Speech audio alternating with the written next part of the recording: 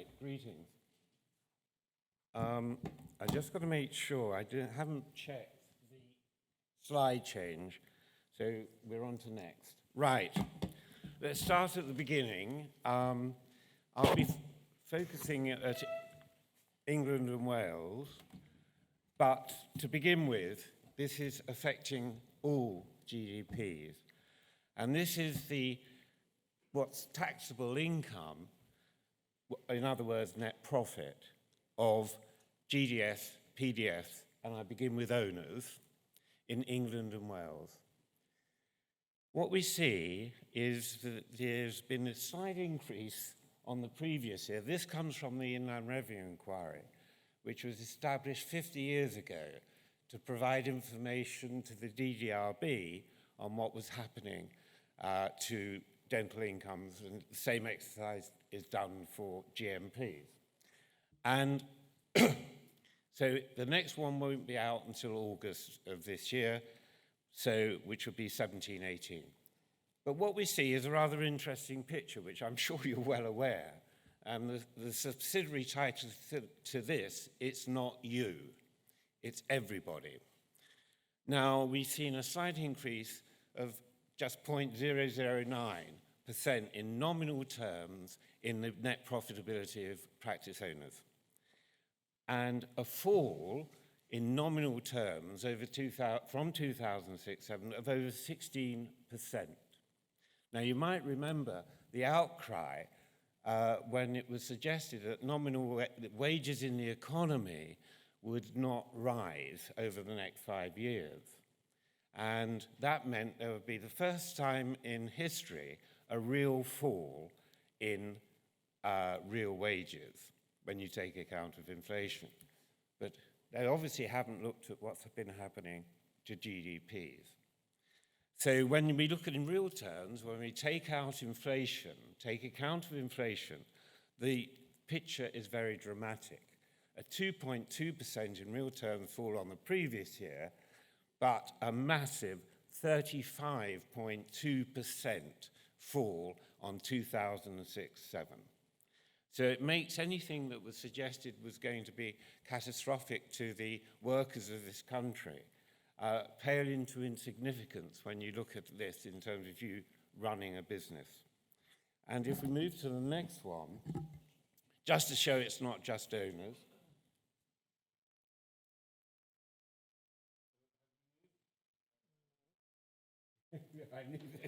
Right. If we look at associates, not surprisingly, the picture is very similar. A 1%, it increased actually 1% on the previous year, but a 33.9% fall on 2006-07. What is the reason for this? Well, there's a very important diagram which we get from the expense ratios. All this is in the paper, Inland Revenue determined, and what we see is a rather interesting phenomena, which is a rising expense ratio from 62%, and I remember when it was in the 50s, higher 50%, and systematically rising. We have a slight fall. And what that is showing you is that income, which is part of the expense ratio, the top line, is not rising as fast as your expenses. That's not earth-shattering knowledge, because you know that. But it seems to be weird to the DDRB, who don't seem to understand this phenomenon.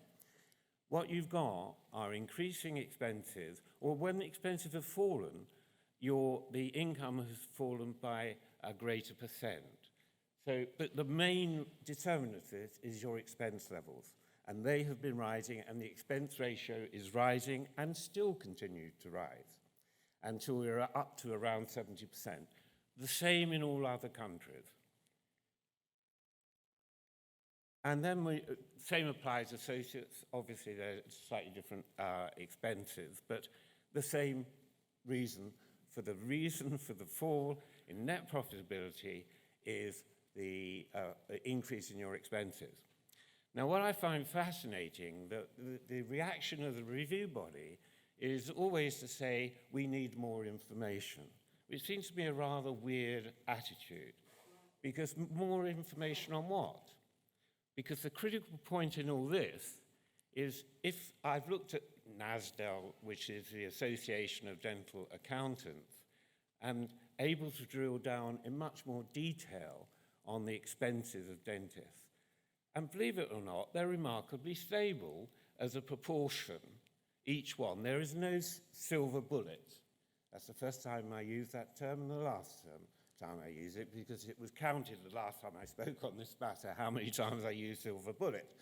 But the idea that more scrutiny is needed on expenses to try and find this underlying reason, not at all.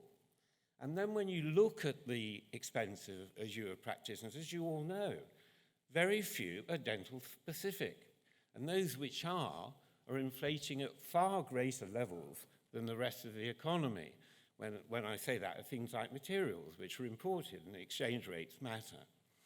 So what you are running and competing. 60% of your costs are labor costs, including associates. And that's not peculiar in a service-focused industry. All your costs, most of your costs, are the same costs that everybody else running a business in the economy. They're the wages of staff, they're the premises, and do you know what? They rise with inflation. And when I say inflation, I mean RPI. So what, in a nutshell, the idea is that going away and finding something that's been missed, the idea that somehow you running a business are going to be profligate with expenses is bizarre in the extreme. You're not salaried, you are running a business, whether as an associate or as a practice owner. So the idea that somehow you're going to spend like it's gone out of fashion, no. What is really happening, and in a nutshell, is that you've got RPI rising way in excess of what the award you're getting. So not surprisingly, if you're not even covering expenses, it's going to eat into your net profitability. And that's why I say it's not you, because a lot of times you're going to, if you're fairly, you think, well, what am I doing wrong here? You're not. It's what the system is doing to you. So that's the general picture. I'm sorry it's so gloomy, but that's the reality of it. Nominal terms, it's falling, net profitability. As you know, in real terms, it's crashing. And that ain't due to change. Now, looking more specifically at what's been happening in England as well, is when we look at the number of GDPs. Now, the first thing that hits you, or hit me on all this, was that wonderful, bizarre thing called the current new contract, which was introduced to increase access. One of the primary drivers of the Chief Dental Officer was increasing access. Well, that's rather strange when you get a 2,500 drop in the number of GDPs, when you're increasing access, is what you can see there. Now, what they did was a rather clever sidestep, that community dentists suddenly became trust dentists in GDS, and they opened up things called access centres. And what happened there was about 1,500. So you've got 2,500 dentists coming off who were not awarded contracts, and then you've got that trying to be compensated for by 1,500 trust dental services dentists who are community dentists and should not be counted in this. Certainly, the pre-contract figure never included, well, it didn't exist. So there's a massage going on straight away in the number of figures. The number of trust, so when I put the figures, I'm sorry it's all numbers as well, because it's not normally my style, but this has to be numbers, which is why you've got the handout. But when you look at the number of GDPs, when it's reported in NHS statistics in England and Wales, their own document, trust dental services are identified in England, so I net those off, because they are not in the 2005 six-figure, let alone that it will be double counting community dentists anyway. So the first smoking mirror in all this stuff was to recruit or introduce 1,500 or so trust dental services into access centres to try and lessen the impact of a contract introduced to increase access, which was actually decreasing the number of GUPs. And the point of that, in Wales, you can't net off the trust dental services. So the figures on the tabulation and on the graph include TDS dentists. So that's the first part of the attempt to disguise the true impact of the current contract.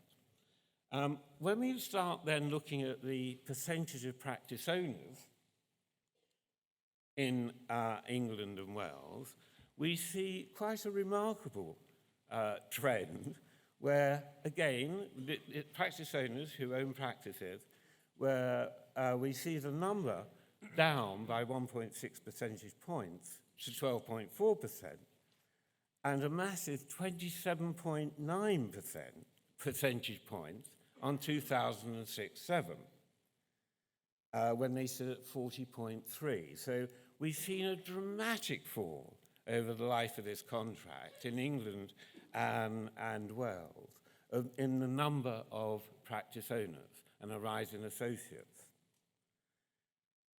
And this, if nothing else, has a major implication on the career pathway. Now, I introduced the concept of a cash-limited service, which I'm sure you're well aware of.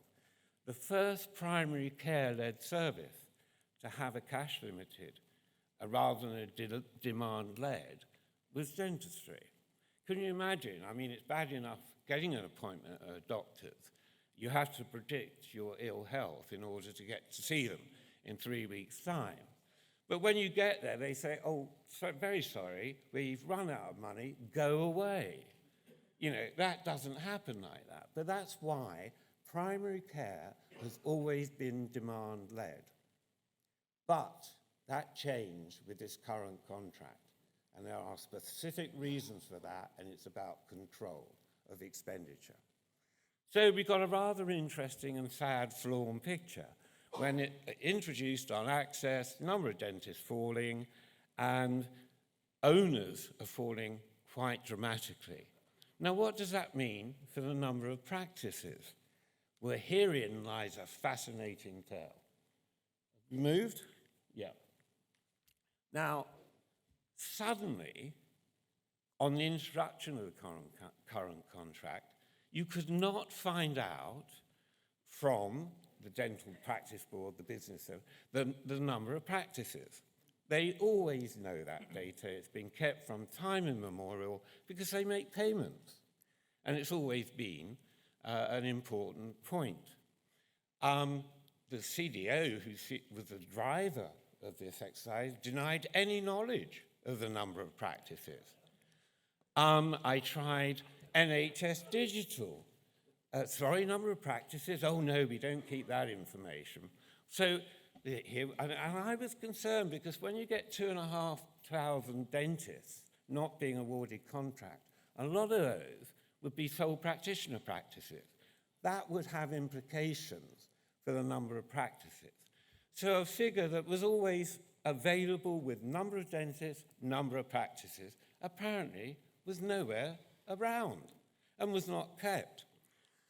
So tried as I did, but I then found an outpost of NHS Digital in Exeter, and which is called organisation, NHS organisations. Oh yes, we have the figures. Oh really? Oh, how fascinating. And it took me 4 years to find this fascinating. It's still denied by NHS Digital itself, and it's not in the NHS statistics for a year. It's disappeared. It's been airbrushed out. It's not in the Welsh figures. It's been airbrushed out.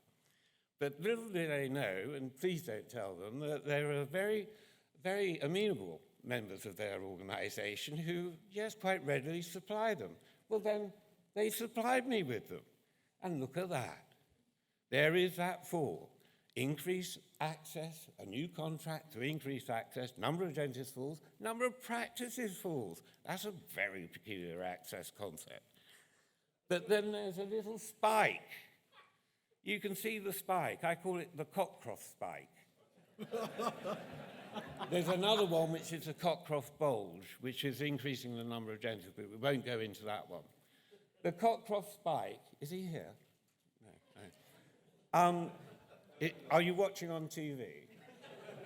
The Cockcroft spike here is, oh look, there's a weird thing, there's a number of practices. Now, I can't net off the trust practices. There's no way I can do that. I tried, literally, by trying to filter out the name, but they're called all sorts of things in different parts of the country. Because from NHS Digital in Exeter, I get this wonderful spreadsheet with every practice listed, which doesn't exist apparently. But I can't identify separately those run by the trust. So these are with trusts. Doesn't it look good? And that little Cockcroft spike, coming back to that, you might remember a year or two into this current contract, he popped up in all sorts of places, almost on a weekly basis, opening up a new practice. Do you remember those? Funded by the health authority or some underhand method, some back-pocketing going on here.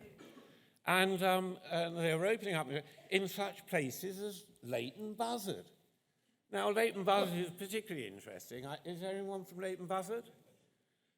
Because when he opened in Leighton Buzzard, I checked out how many NHS practices there were, where apparently there was this access problem. Do you know what? There were 6. So why didn't you? And I think I asked him, but he sort of he all went a bit funny at that point. But why didn't you simply award the contracts to the existing practices? Now, if ever the thing came out that access decreased the number of dentists, but it decreased the number of practices, my God, what a corker that would have been. So, and I'm reminded of the importance of being earnest in this. To lose nearly 2,500 GDPs on a base of just over 21,000 was misfortune, but to lose nearly 1,000 practices on a base of just over 9,000 was carelessness.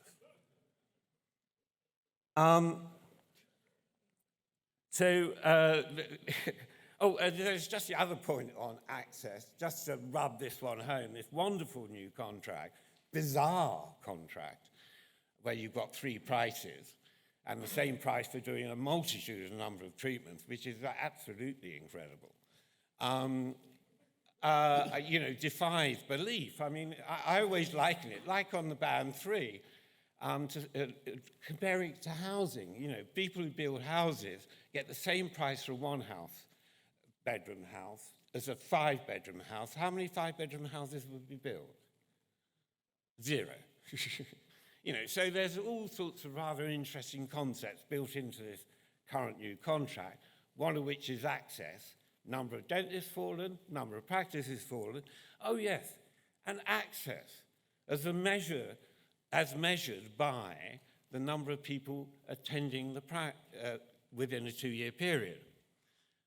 You know what? It's still below the level pre-current contract for adults. For children, they did a rather crafty little one here. They changed the period to 12 months, so you can't make comparisons.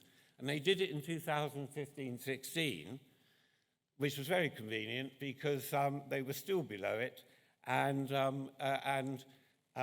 so you can't compare the number of children. You know, the access of adults still being less than the pre-current contract, when the whole point is access, would not look good. But with children still below that level, doesn't look good at all. So that's been why airbrushed out the whole equation as well. So you can't make the comparison. They just changed it to 12 months unilaterally. Wales have changed it, kept it the same. Adults are still below. Children have just increased. above, in 1716, above the pre-contract level.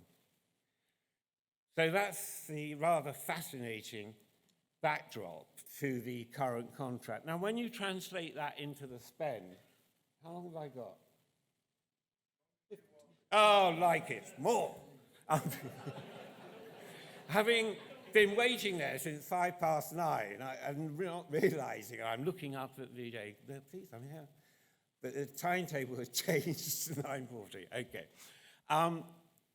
If we look at the spend, let's see what's happened, and let's see why this concept of cash-limited services come in. Because if you can't beat it by controlling the fact that you've got no career structure, you're an associate for the rest of your life, unless you've got very rich parents who can fund you, or a very obliging bank, which will be increasingly unlikely. So you're an associate for the rest of your career. Something the review body must be made aware of. There is no career structure. Because you cannot, the term is squat, I don't like it, but the idea of just opening up an NHS practice, getting a list, and then waiting for the patients to come in, you can't do it. And in fact, my suspicion is when some contracts come to an end, if there's any excuse, that will not be reissued. And that's why I've come on to the spend, because you've got a cash-limited service, and they've been waiting for that since the 1990 contract. When your professional representative at the time realized that the 90 contract could not be funded without predicting a fall in output. Now, just bear that in mind when you had registration, in order to keep all the other fees the same, but to increase revenue to fund continuing care and capitation, they had to predict that output would fall. Well, of course, it didn't. It increased because people went to the dentist, they registered. You know what? And they needed treatment because they weren't regular attenders. But that's a whole new story. But the Treasury never, ever, ever forgot that. And they wanted to control a demand-led service by controlling the amount of money, by cash limited. So this wonderful access contract, what it did do was control expenditure. Now, in the beginning, you had old Barry going around opening up practices in Leighton Buzzard and such needy areas as that, and money being logged at the thing, just in case there were any slight problems. The number of dentists being trained, student intake being increased by 25%, because if it all went the wrong way up, there were going to be more dentists, and what happens when you have a greater supply? Price goes down. So the other great thing was initially, oh, no problem, loads of money, opening up these practices and generally, but then, wham, we get flatlining. Indeed, we not only get flatlining, we get falls in certain years. Now, and let's say, not so dramatic in Wales. Next. Warwick Event Services. Calling Warwick Event Services.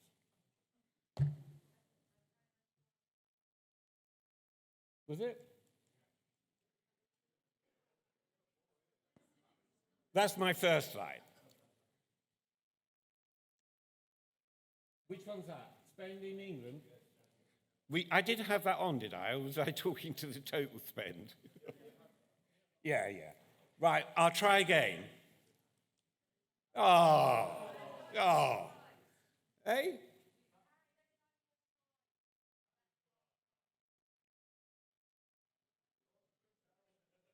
It's in front of you. Right, the spend in Wales never appear with PowerPoint. Animal or children. It's always been my motto anyway, so that's it. It's taken to control. Or is Barry in the room? gross spend in Wales isn't quite so dramatic, but it's there. So what are the causes of this? The Treasury never forgot the lesson of 1990. Your professional representatives did you a disservice, because not only do they allow a fee cut as a consequence of them not saying that the amount would rise, but they also generated you to carry on working at the levels that you were, where you would have gone back in what we call economist equilibrium. And what happened to output the next 4 years? It continued to rise. So there's a corker. And I did say to the Treasury at the time, just hold on, make sure they believe you. If you say that fees are not going to be reduced, it will come back into equilibrium. You're not going to work at those paces. But all they did was crank it up yet again.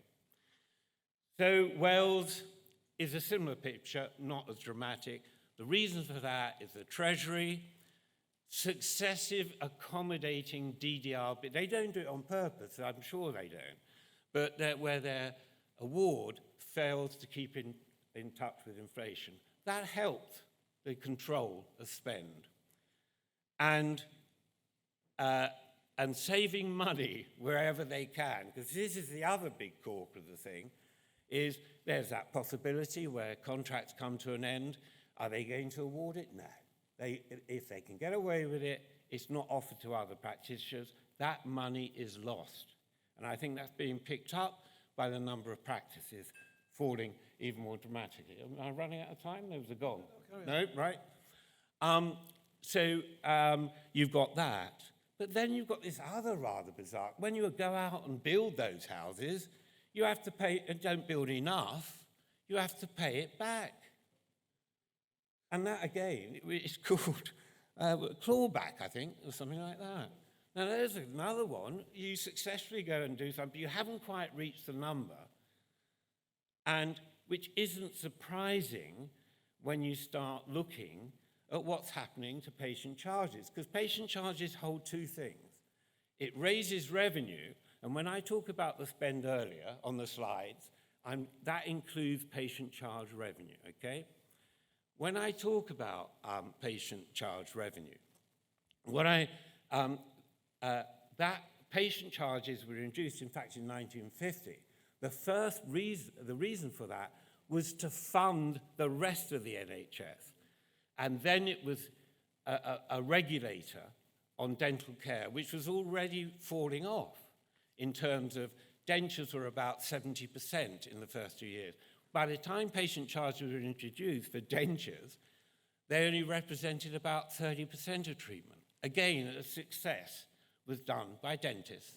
Like they did in 1990, the reward was to be shafted. That's the story, in a blunt way. So if you look at your patient charge revenue, you'll see that, have you got the picture of the patient charge, which I'm being denied from here?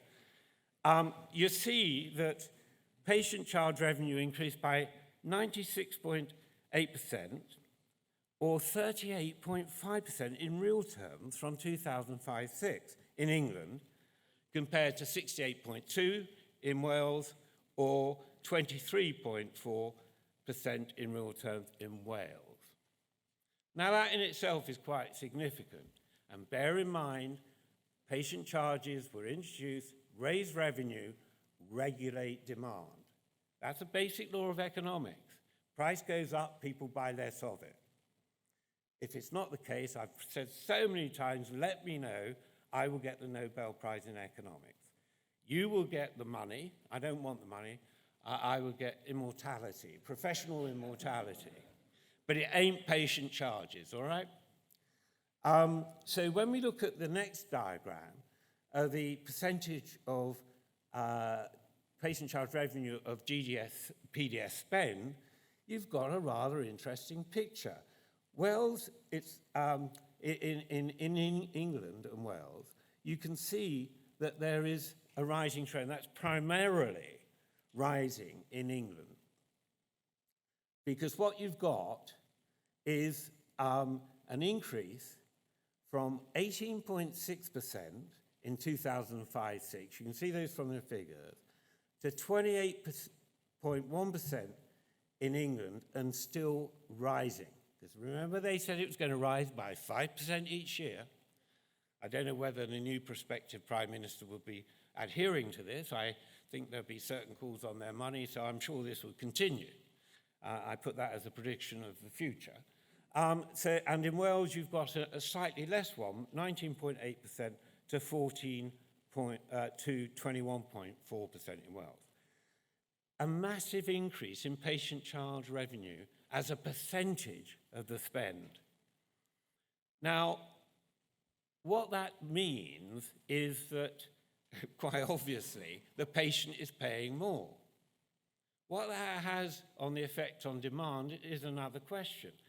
And it's not surprising that clawback is a phenomenon, because all charges are deterrents.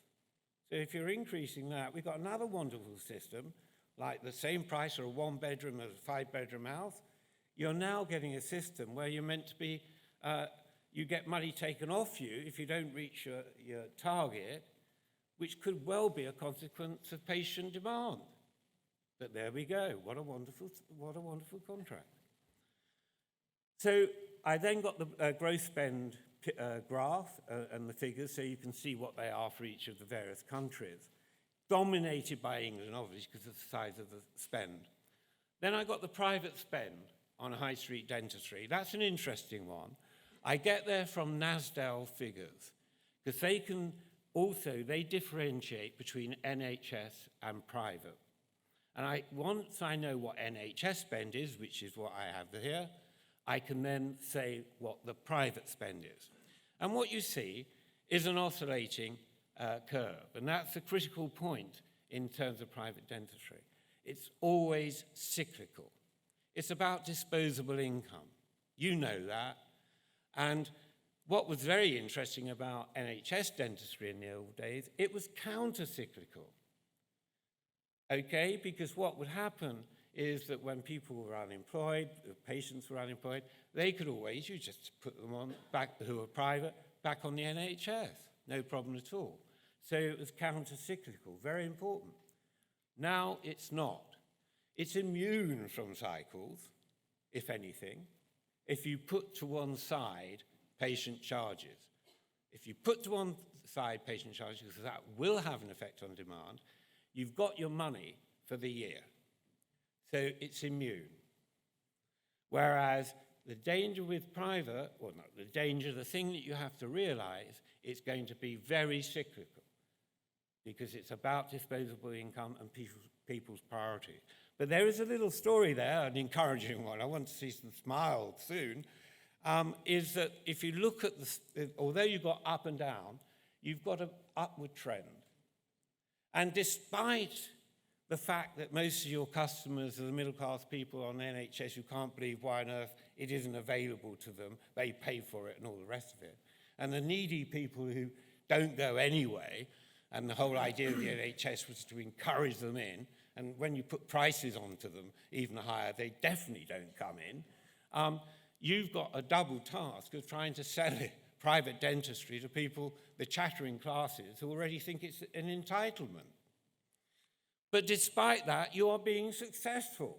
The curve is, the underlying trend about that is up, which means there's a shift in favor of dentistry, despite everything that's happened.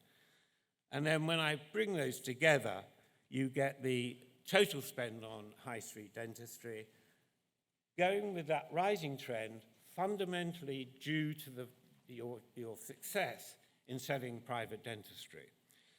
Just a point on the handout, 217.18 is on the graph, but it's not on the figures. It is the additions that you can make, but in nominal terms, it was 7,840 million, and in real terms, it was 5,517.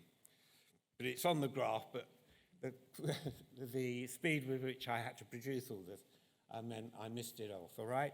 So on the actual figures, nominal 2017-18, 7840, real 5517. And that's it.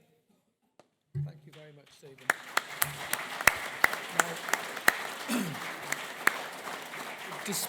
Despite having a fuzzy head this morning, I found that fascinating. Some really disturbing data there as well. We can have 10 minutes or so of Q&A. Any questions for Stephen? We should have some roving mics. If you just put your... There we are. There's a gentleman here. It's all right. Don't rush, Nicky. Right. And there's somebody... That's Tony at the back there. So... Thank you. Just looking at your last graph. Yep. The trend from 2009-10 is downwards, though, isn't it? So if we sort of extrapolated that forward, the 5517 would probably be below the 2006 5392 figure. Yeah, but Normally. you don't So extrapolate... you said it's good news. Well, it isn't really such good no, news, it is. Don't be too despondent. That I was mean, just- good dear, oh dear. And no, when you do a trend line, to base it on one perception is a misfortune. The more data you have, and which we have like that, and when you fit a regression line, which is the way you do it, that line is like that. So I'm just trying to cheer you up. You are working very well, but if you want to be depressed, be depressed. And see me at half time. I'll try and encourage you. Thank you. Tony, please. Good morning, conference. Tony Jacobs. Quick question for Stephen. Firstly, thank you very much for the presentation. I have a question which you may have the numbers for the answer. People often quote that the GDC has on the register 42,000 dentists. It's slightly less than that. It's 40,000. Okay, so 40,000. We know that in England, NHS dentists number about, 20-something thousand? On the figures. Yeah. And then there's people in community services, hospital teachers, oral surgeon, hospital workers. To me, there's still a very big gap. Oh, yes. So what do you think that missing number of people is? Is it 10,000? Is it 12,000? No, I haven't got it, so I'd have to work from memory. But you're talking about when I analyse hospitals, community, and all that, and I think you get to about 27,000. Yes, there is a gap, but they'll be retired and so forth. Working on the GDC register, there are lots of different things within that. Whereas we're looking on the figures within the GDS or whatever, that's the reality. But I mean, I can let you have all those other figures, Tony, if you want. I just can't answer it right. I'm not much of a nerd. I did bring my nerdish file, but I'm not going to. I'll let you know what the numbers are. But don't take your eye off the ball. The reality you need to keep focused on is how many in your sector. We don't know how many in the private. I reckon it's about, working with BDA surveys, about 5,500 GDPs. But there was that slight fall in the number of because they've got to go somewhere when they graduate. Fortunately, the 24% increase has now come back down again. But they have to go somewhere. And generally, they go into general practice. That's why you've got that rising trend. But it's not by as much as it would be. And in 1 year, a couple of years back, it actually fell. And I've never known that occur. And that will mean people are getting out. Totally. Maybe, he's gone. I hope he's all right. He might be one of them. Eddie No, he's Crouch. engrossed in figures. Sorry, he's still there, engrossed. Eddie Crouch, please. Eddie. Stephen, thanks for an excellent presentation, and thank you for all the hard work you help with the rest of the team who put together DDRB evidence every year. It's bloody frustrating.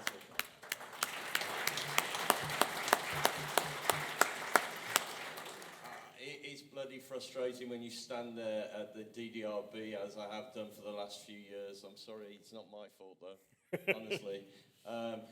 We stand there and they tell us our evidence is anecdotal, and of course the evidence that they receive from NHS England and other departments are fictitious. But ours is anecdotal, apparently. How do we actually get the whole time equivalence? Because we get asked this question every time. You can't. You're not dealing. I mean, you see, the evidence they give us is that the numbers of dentists are increasing. Yeah, no. The willingness to take contracts is all there. It's never been measured the whole time. If they could, they would have done over the last 50 years. You're not a salaried service. You can do that if you've got a salary and you've got a contract with a number of hours worked. It doesn't work like that. And it's an irrelevancy. With the review body, what you say, you've always, because of the impossibility of providing that information, we're working on the numbers that you've always had. And on the numbers, what you're saying is not true. End of. Sorry, it's not as simple as that, I know, Eddie. And I want to encourage you as well to carry on. Thank you. We have a question. You know, we don't want back. Eddie to join his colleague in depression. Thank you. Thank you, Steve. My question probably follows on from the previous question of Eddie's point. I was going to ask the calculation of associate taxable income. Yeah. Whether that pertained to whole-time equivalents, but I think that Eddie made a point that you have no idea, I suppose, from that, how many hours each associate They would do, work. sorry, as a separate, no, that has been measured the same way. You have, was all dentists. It's only in recent times, it's been subdivided into practice owners and associates, okay? But that is why, because from the very beginning of the review body, the award was related to commitment as well, why there's always been in tandem an hours of work inquiry, which is produced on a yearly basis, which is a long, complicated thing, which doesn't really give you a picture. I mean, the basic picture is, and you can also have all dentists. They have a figure of all dentists, which is just combining owners with associates. Well, that person doesn't exist, so it's a rubbish figure anyway. But it was produced because originally the Review Body Award, when it made an award on TANI, Target Average Net Income, you might remember that, it was for all dentists. They didn't differentiate. So that's overhang. But then I read Department of Health evidence and using all dentists when that creature doesn't exist. And then it says, oh yes, it's been falling, because it will fall for all dentists, just like it's falling because the component are associates and owners. And the Department of Health says, oh, it's falling because of the ratio of owners to associates, which is, I've never read such appalling evidence in my life. I mean, that's just rubbish. A figure is a figure. And to say it's falling because there are more associates, what they're saying is the ratio, trying to make it sound good, but when you look at all, that's the average of associates and owners. If there's a change in the number, sure, but that doesn't affect the basic mathematics. Thank you. Shiv Pabari. Shiv, do you want to stand, please? Yeah, because I couldn't see where the other one came from. Hi. Thanks very much. And I'm on my lookout for Barry Cockroft. Stephen, thank you very much for a really entertaining presentation as well. There's a huge drop in practice ownership from 40.3 to 12.4%, and obviously the number of practices in the last 10 years has dropped from 9,000 to about 7,000. Do we know what's happened to these practices? Are these conversions to private? Have they just closed? Do we have any idea where the 2,000 practices? I suspect, obviously, corporate's a major factor in this, but when you've got, and that's the case, but when you've got the fact that owners as well as practices are falling, what that suggests to me, something is happening. I mean, I can't answer it straight away, but one looks at what possibilities there are. And that's why I point to things like any excuse not to award a contract, they take it. And that's lost. So that, because you've got such a higher decrease. Well, you've got actually increase in the Northern Line if you want to go some, but don't increase the supply too much because the price will fall again and all the rest of it. But whereas this trend is not happening of falling practices, they are falling practice owners, but not by as much.